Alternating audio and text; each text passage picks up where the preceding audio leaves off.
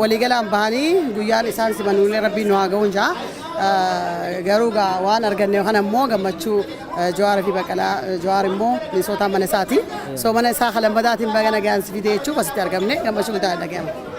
Waan inni keessa ture walumaan beeynaa hidhaa ture rakkoo hedduu keessa ture alhamdulillah gammachuu guddoo dhagaanan jedhamne natti dhagahama. Baga gammadanii baga waliinuu gammadanii. Waliinuu baga gammadanii. Wanni guyyaa irraa kana asitti walitti qabamneef hayyuu keenya ilma keenya ilma Oromoodha.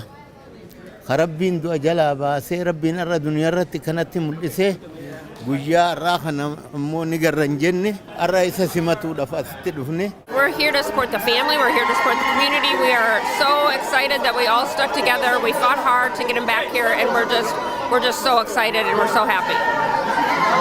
Senator John Hoffman, you know what? This is a day to be joyful. Joyful because we never gave up. We absolutely never gave up. Jawar, welcome home. Welcome home.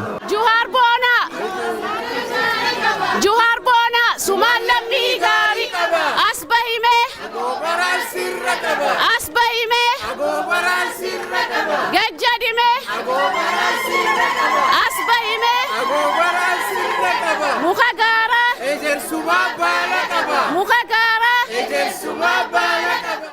Armenati kota bakumasi delse Jawari basaba lehati delse Medina jabse biyati yamse Ambago sawa